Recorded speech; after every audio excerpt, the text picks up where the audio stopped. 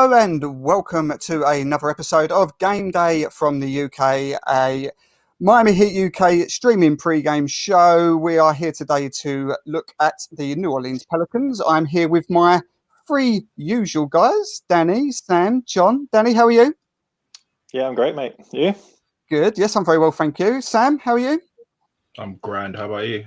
Yes, very, very well. And John, you all right, buddy? Yeah, I'm all good, thanks.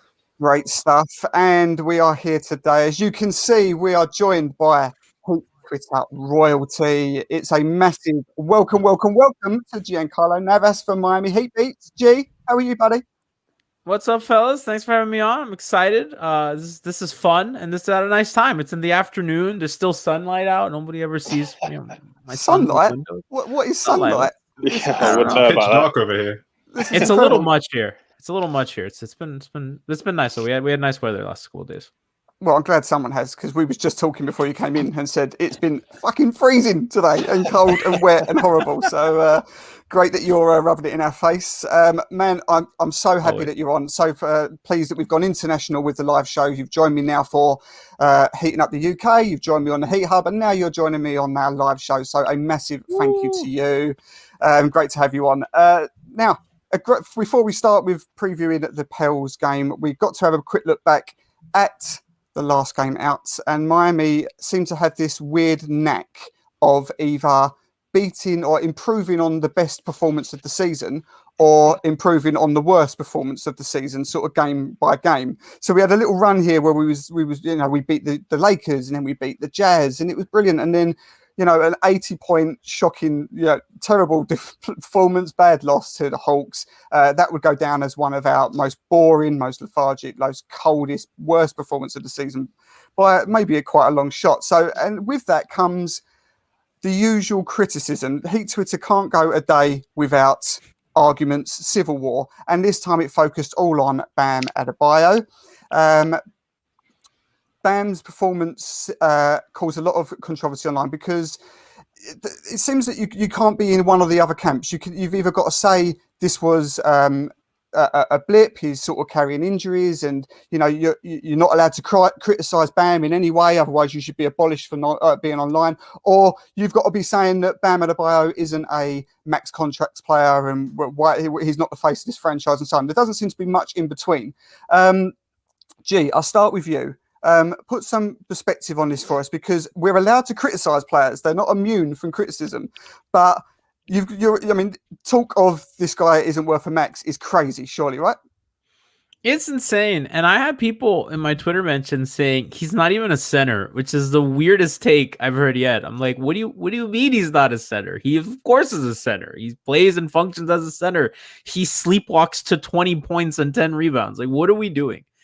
And the conversation with him is really toxic, because I think it's clear that any statistic and any eye test will show you that they're bad when Jimmy doesn't play, right? So that's part of their problem, and he's not aggressive enough. And I think he, in a way, is hardwired a little bit like early LeBron, in that he's just like programmed to make a pass.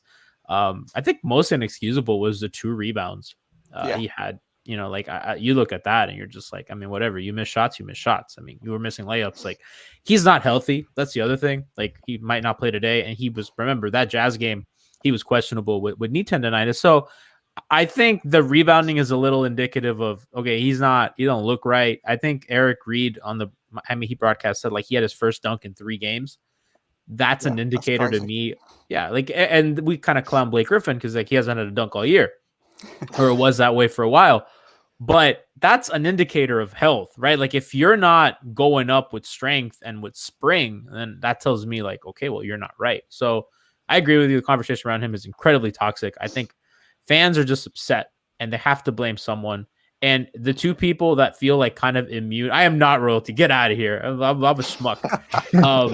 I feel like Eric Spoelstra is kind of the same. Like, you can't have any kind of nuanced conversation about Spo.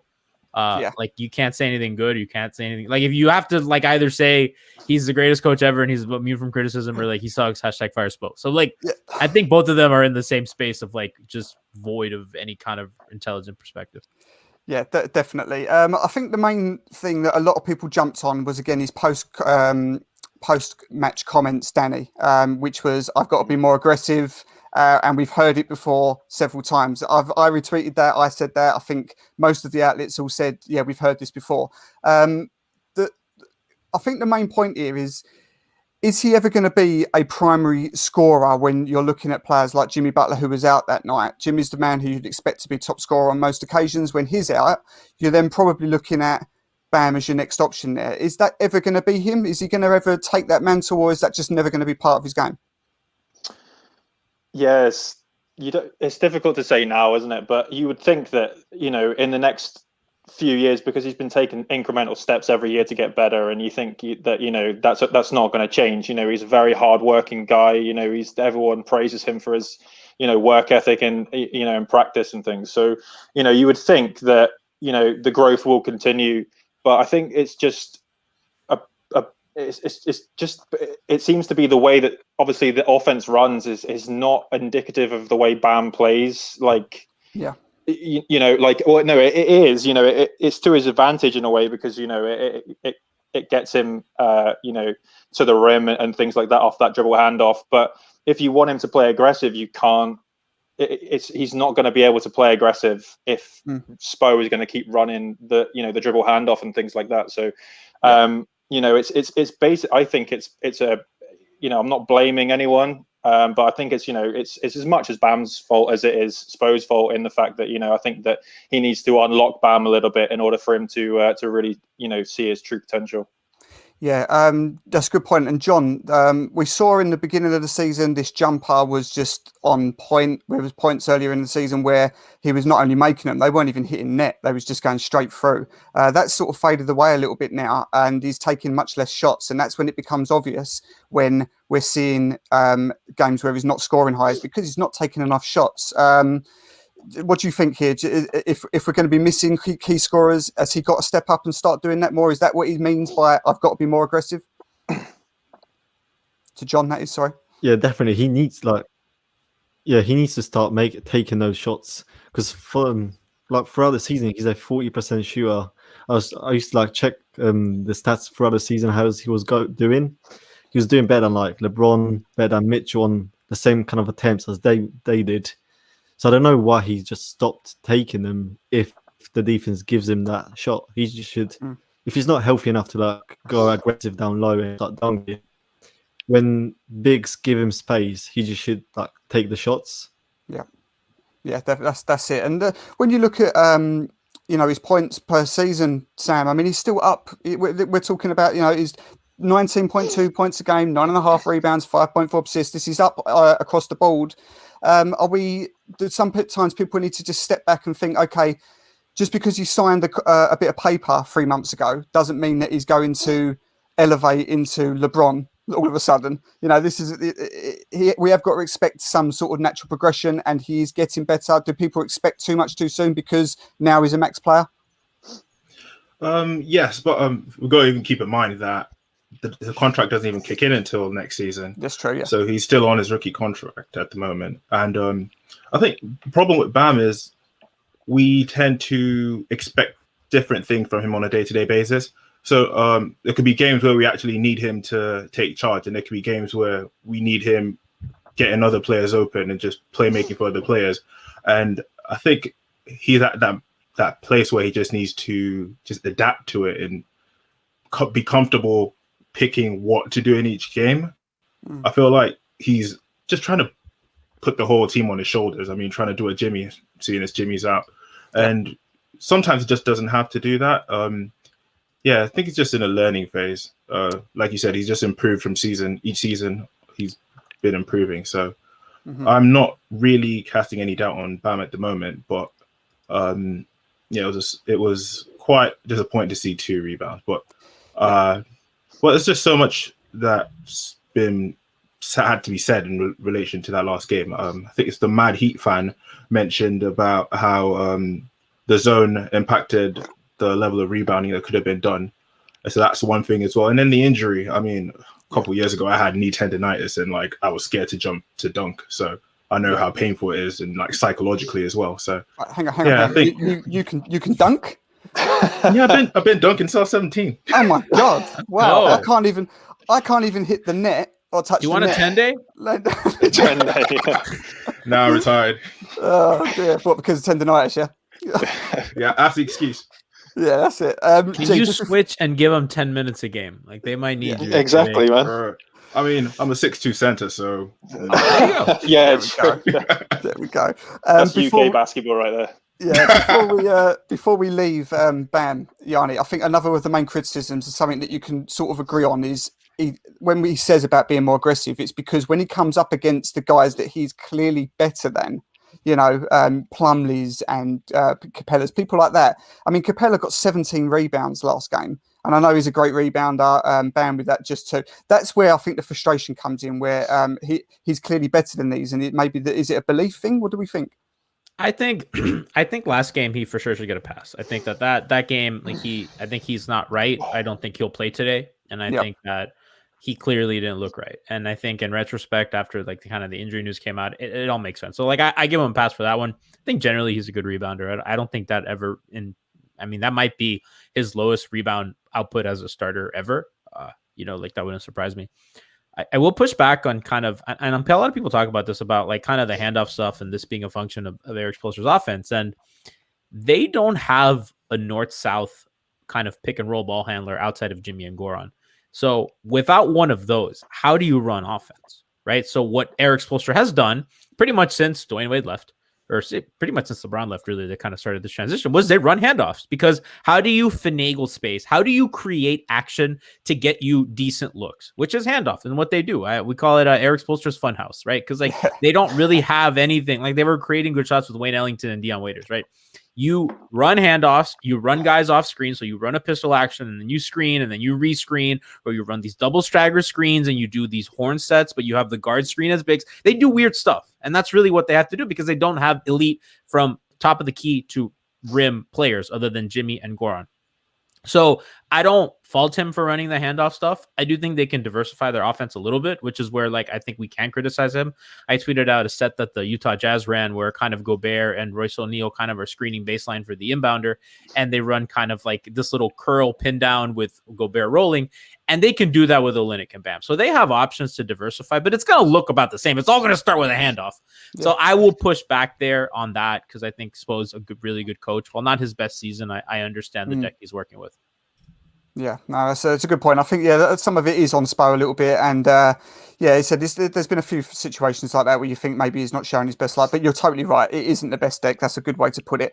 Before we finish, before we come on to the Pels, just another sort of glaringly obvious, or not obvious, but a glaringly bad statistic, Danny. 27% from 3, which was only 9 from 33. That's not going to do it, is it? What do you want me to say to that? No, it's not. No, I mean, we were reliant last year on our threes. So the fact that just threes have just dropped off this year is definitely not going to help. I don't really know what much more to say, to be honest. There's not really much more to say. It's not right. So. No, you're right. It's one of those things. And Robinson isn't going to get the free ride that he got last year. The league have learned how to handle him. So it's natural that the progression where it's he was hitting 44%, something like that. He's now below 40, and in general, the Heat's 3-point shooting is down. So, it is a little bit of a concern. It's just before we come to the Pels, the go-to scorer when Jimmy is out is a little bit concerning, John, because you think you're either relying on a 34-year-old Goran Dragic, or you're relying on Tyler Hero, who's inconsistent, but obviously you can see his potential, but maybe isn't there yet to be that. Obviously, if Kendrick Nunn's going to be your go-to scorer, then that's a bit alarming. So this is again comes back a little bit to Bam, and is unhealthy at the moment. So is this a concern right now? Do we not have enough points in the bag?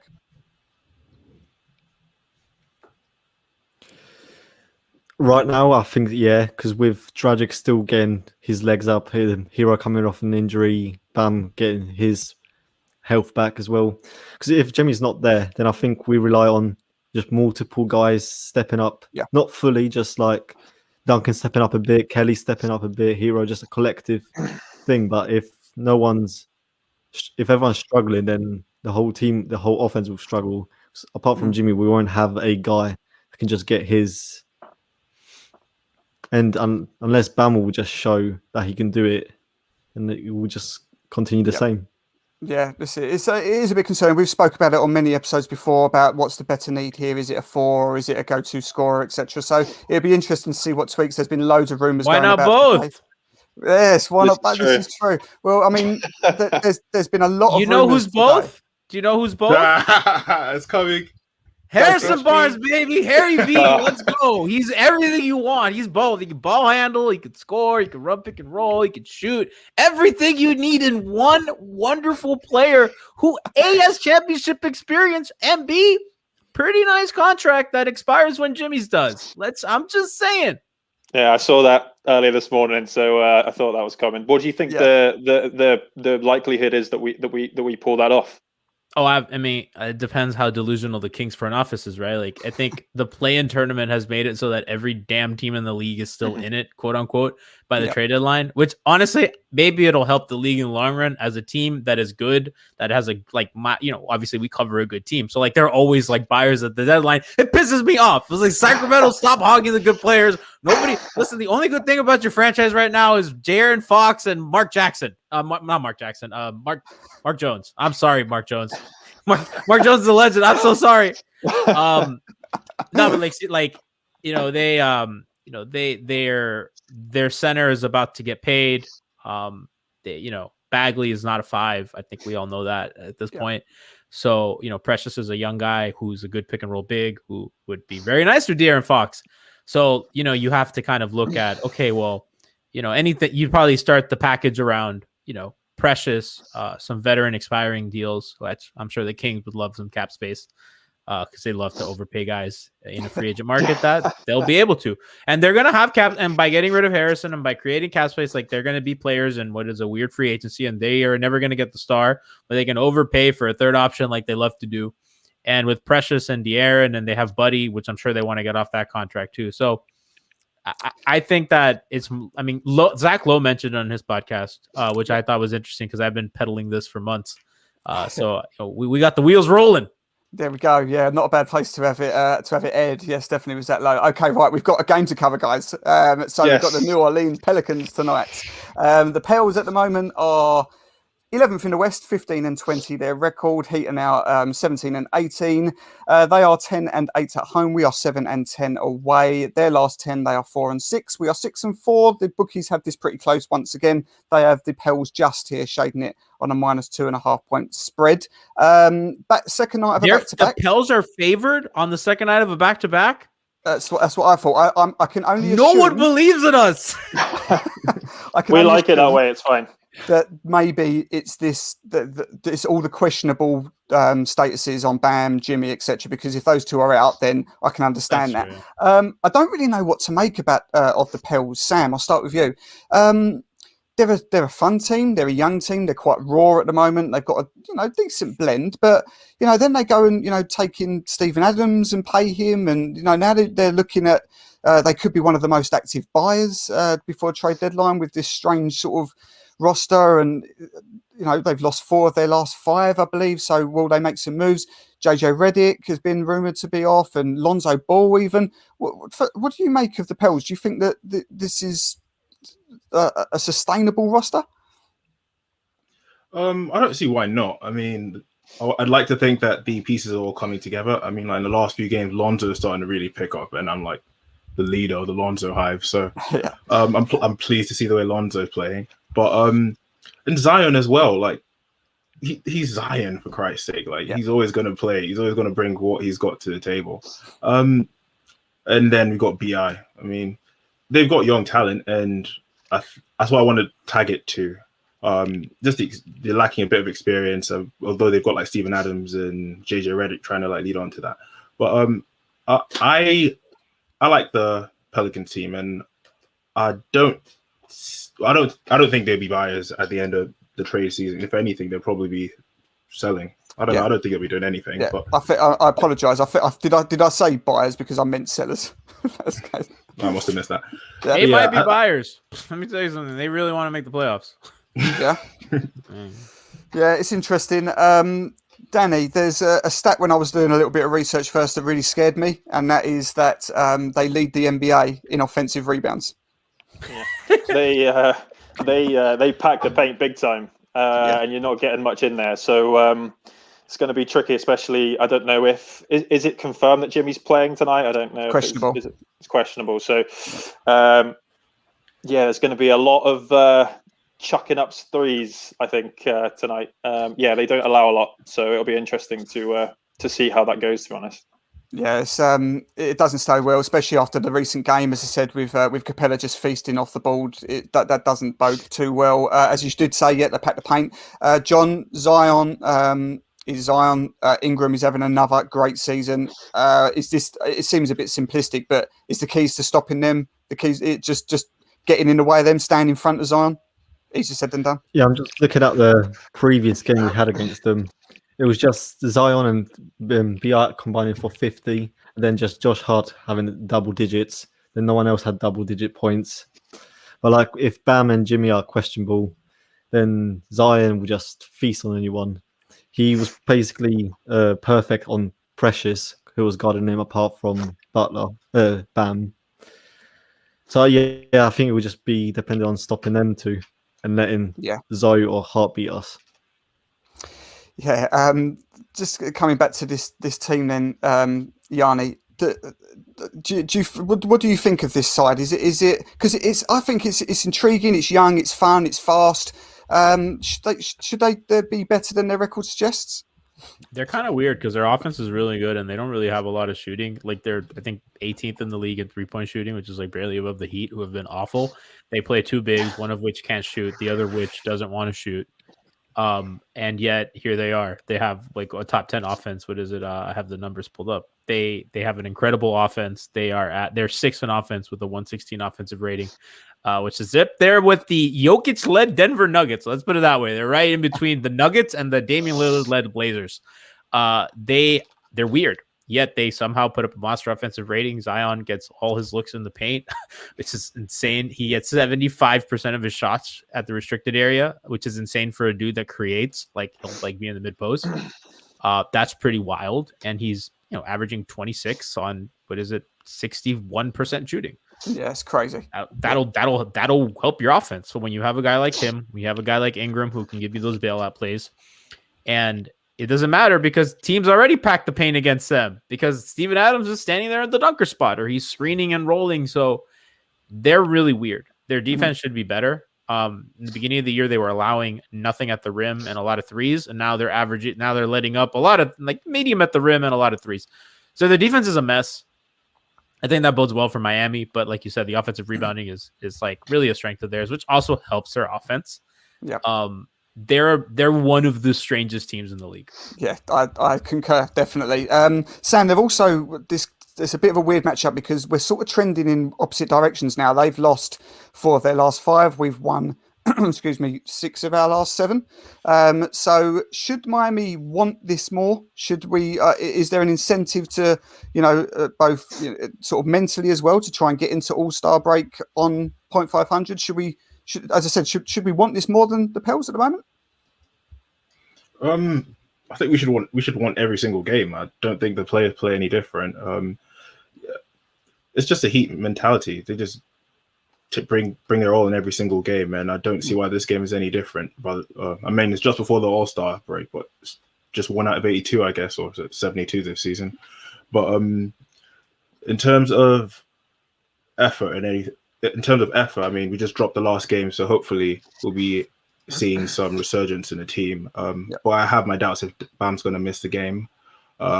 Particularly worried about Zion and what he could do. But you never know. It could be the game that Kelly Olynyk decides to be hot, so we'll see.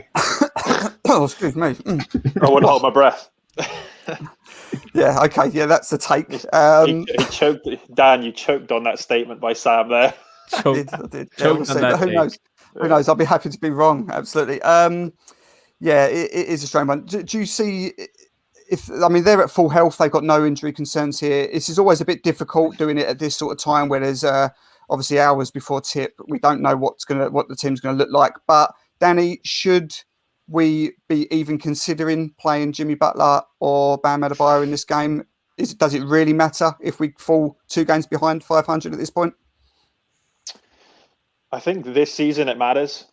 I think if it was any other regular season, you'd say no. It's fine. Let's just rest these guys. They need a rest. But the season's 10 games shorter. We started off really sluggish, and we're on an upward trajectory right now. Obviously, we dropped the last game, which was disappointing. But you just got to think that every game you've got to try and win. You've got to try and win now, especially because this team seems to get down on itself really badly when we have a bad loss, and you don't want that to become a trend. You want to keep this winning going. So yeah, I would say if Bam's healthy, great. If he's not, hopefully Jimmy is, and we can get a win.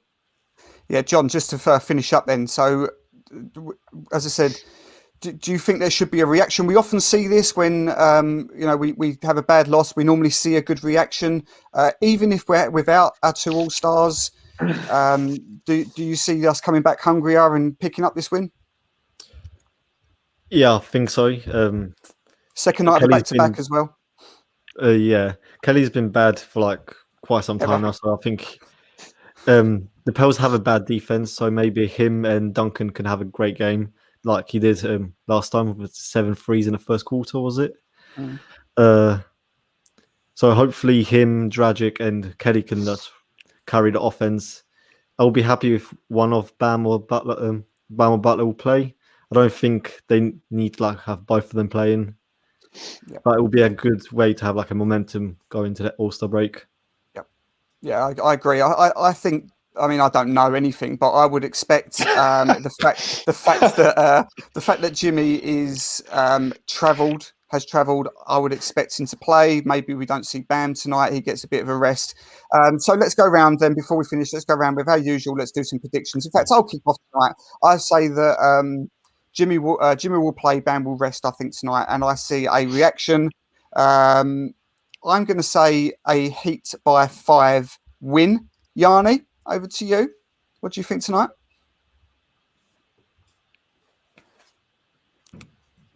You with us, Yanni? No, me? I thought you said John. Oh, my bad. I killed the show. I'm sorry. See, this is why you can't call me royalty. Whoever called me royalty, you're wrong. I thought you said John. Yeah, I mean, I kind of think that today's an L. I think Jimmy probably shouldn't play. I hope they keep him out. I mean, I think what's most important is, if they get a win today, I think for sure Bam shouldn't play. Bam for sure should sit. And I think Jimmy, I don't know, they really like to do the whole song and dance. We know the Heat. We know how they kind of go. And Jimmy's, cut from the same Udonis cloth. So kind of hoping they don't play. And if they lose, whatever, 2 games under 500. If you win, it's house money. You go into it. But I do think that the day, why risk kind of these guys and their bodies breaking? If it's a loss, whatever, the writing seems on the wall. Yeah. I'd say a loss just because I think that they're going to hold those guys out. Yeah. But who knows? They without anybody against the Sixers on the road, took them to overtime because Precious and Chris Silva and Tyler Hero brought it. So exactly, yes, yeah, and I think this is the least bothered I'll be with an L this season if we don't get this, because I don't see any point in risking them. I think that as I said, going in 2 games before 500, we would have said that 3 weeks ago. So I'm happy with it. Sam, your thoughts on tonight? Heat win and how many by or not? I'd like to say Heat win by about 5 points as well. Let's go. I love the confidence. Let's go. You've not got to me yet. I think Jimmy will play. I don't want Bam to play. And I'd like to see more KZ minutes. Hopefully that will be something good to watch. That's the trade chip. Can I say one thing about KZ? Go for it. Sure. And this has been my thing with Heat draft equity forever. I think that they have poor management of their draft capital. And I think, especially their second rounders, they give second rounders away in a way that bothers me because, for example, when you're talking about a Harrison Barnes trade, they have only one real second rounder to give, which is the 2022 one, that via Philly. So if they had another one, that they could flip that, and KZ might be the piece that you flip them somewhere for a second, right? And that might what it costs, to get a guy like Barnes or to have real trade ammunition. So I do think playing him is important because he needs the reps, and I think that he has flashes, and not just for this team's future, because I just really don't know if he's going to be in their plans, but I do think that as a guy to get moved for something, because I do think that there's value there's clearly something there, and I think you see the flashes, especially defensively. When he doesn't have what Eric Spoelstra calls his glitches. I would like to see him play. I totally agree. Like, he should be out there, and there is a utility to him both as an asset and as just a basketball player in a COVID season. Yeah, 100%. You can see the upside there. It's been just a frustrating journey for him so far. Probably hasn't helped with the Heat hype from Heat Twitter. So we'll see. Right, let's wrap up because I'm conscious of time for you, Yanni. So, Danny, your prediction?